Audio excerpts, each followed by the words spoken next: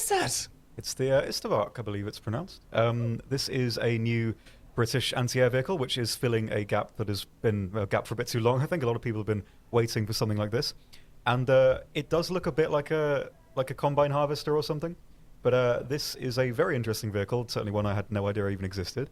Incredibly lightly armored, as you can see, and I believe has an analog cannon similar to the R3 T20. So the same thing to expect in terms of penetration and performance. So I can give you a very brief test drive with this thing. Mobility is very, very good.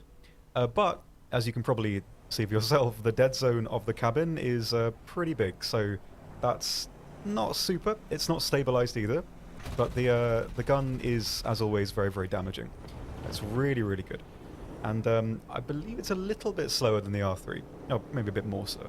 But it's pretty nice. It's a vehicle that finally fills the gap, which is great. And you can also sit in the cabin as well. Oh, that is adorable. You can properly go farming. How relaxing is that? Honestly, between that thing and us being able to now plow the fields, this is just Farming Simulator X War Thunder crossover. Yeah. See, here's the thing. Nice.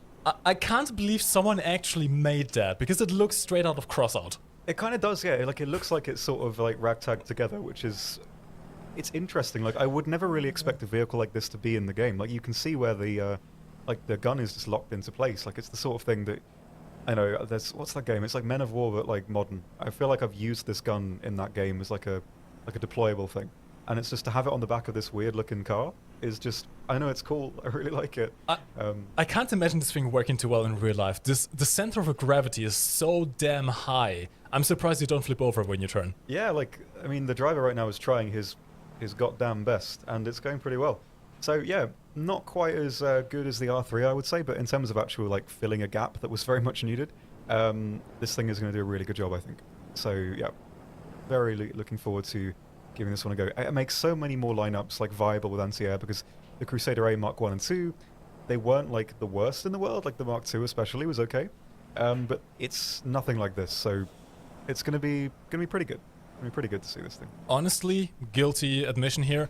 I don't actually care about the lineups at all. I just want to try bringing this thing out into a map like Spaceport, where you have those construction sites. Yeah. And I want to see how long I can survive standing still, and see if people confuse me with construction equipment. That's quite a good idea, actually. That is amazing. See that. Definitely. Okay.